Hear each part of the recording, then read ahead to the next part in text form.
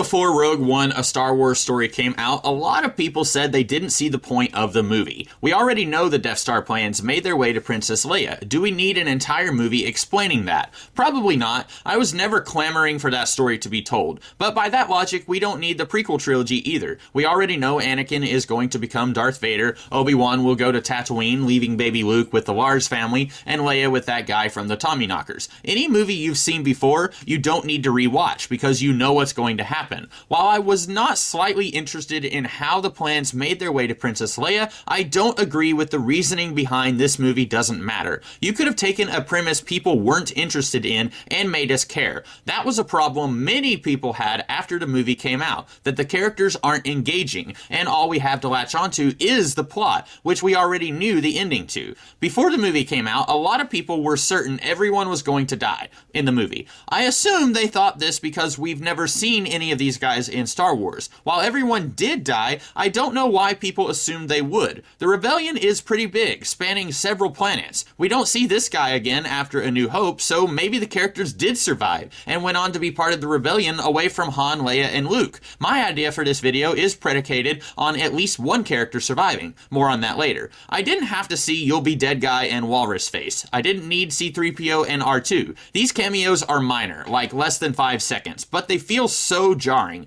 I didn't mind Return of the Jedi chick since she's a bigwig in the rebellion, and doing one referencey cameo is fine, but throwing in as many as you can feels cheap. Speaking of referencey cameos, this movie has 3 villains when I'd argue we only needed 1. Everybody's favorite part of this movie was the Vader hallway scene. I didn't love it because I didn't have to have a lightsaber force, no pun intended, forcefully shoved into a movie that isn't even about a Jedi. There are other elements that make up Star Wars. We don't have to have more lightsabers. Vader doesn't serve much purpose here. Vader captures Leia's ship at the beginning of A New Hope, and this movie ends seconds before A New Hope begins, so he has to be here. But this movie didn't have to end seconds before A New Hope begins. I don't know if Leia's ship had light speed capability. Maybe she gets the plans a day before Vader captures her, and she's hoping they can make it to their destination quietly without being seen. You could infer Leia gets the plans in this movie, and some Imperial captain makes a phone call, then you watch A New Hope. Ah, I get it. Vader is the guy they called. Cool, got it. Vader is only here because people recognize him, and we can sell more toys if we shove him into the movie. Vader wasn't even that interested in the Death Star in A New Hope, so I don't know why he's here other than commercial reasons. Speaking of pointless cameos, we have a computer program we're supposed to think is Moff Tarkin. The only reason you might want him in this movie is to show the backstabbery in the Empire.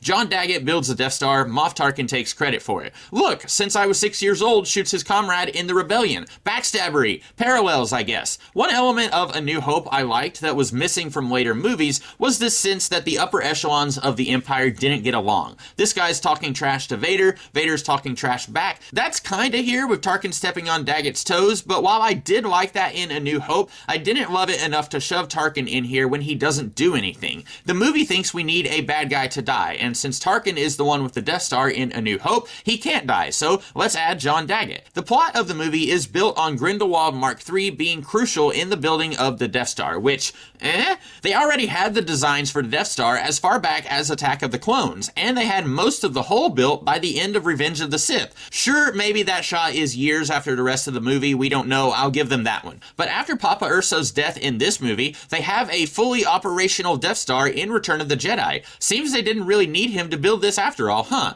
And wait a minute, assuming Jyn Erso and Felicity Jones are the same age, Jyn is 33, and there's 19 years between Revenge of the Sith and A New Hope, which would mean, circa Revenge of the Sith, Jyn would be 14. Except Bo Gadsden was 8 in this flashback, and my understanding was this flashback was some years after construction on the Death Star had begun, which would put Jyn at even older than 14. Sure, actors can play different ages. Felicity Jones looks like she could be in her mid-20s here, but still, the timeline seems wonky. So what if we don't connect Jyn Erso to the guy who built the Death Star? I never needed an explanation for why the flaw in the Death Star exists. Maybe the people building it knew about it, but thought, we need to get this thing finished, the Emperor's starting to get impatient, and besides, what are the chances of a fighter dropping a bomb in the exhaust port? What if Jyn is just a regular grunt in the rebellion? She's had a life of crime, and Mon Mothma picks her and a group of other lowlives, each with a particular set of skills to sneak into a place to get the Death Star plans, and various shenanigans happen along the way. They build their entire escape plan on some guy doing a thing, and he gets killed killed, or uh-oh, he betrayed us, time to improvise. I don't have much to say about the plot of the movie. I do think there's too many characters for us to keep up with. In A New Hope, you had 4 characters with agency moving the plot along and getting moved along by the plot. In this movie, you've got 7. You could pretty easily consolidate and streamline some of these folks so it's easier for us to fall in love with them and care when bad stuff happens to them. Oh, and give them some personality. In A New Hope, Luke is hopeful, whiny, energetic, he's somewhat clever. We know stuff about him. Same with Han, Leia, and Obi-Wan. In this movie, we know Jyn is reluctant to fight for a cause. This guy is a pilot. This guy believes in the Force. This guy, I don't know. Cut down on our cast on the good and bad side and just do a simple heist movie set in space. If Jyn isn't the daughter of the guy who built the Death Star, then who is she? I'm not doing the reluctant to fight for hope bit since that felt forced anyway, no pun intended. Instead, y'all ready for this? Jyn Erso is not Jyn Erso, but a young Admiral Holdo. A lot of people did not like Admiral Holdo, and I'm not sure why. I've seen people complain she had purple hair and isn't wearing a military uniform. Okay, Leia had weird hair and wasn't in uniform, and she was pretty high up in the rebellion. There is her hostility with Poe, who a lot of people liked for some reason, but by the end of The Last Jedi, we see she had a good plan that Poe ruined on multiple levels. My biggest issue with Holdo is we don't know a lot about her. I guess there's a lot of that going around. She's introduced as this legend among the Resistance, but that's really all she is, an icon. I don't know what her personality is like because she's only present in one of the 3 plots of The Last Jedi, and we're only seeing her through Poe's eyes, and he's already decided she's a villain.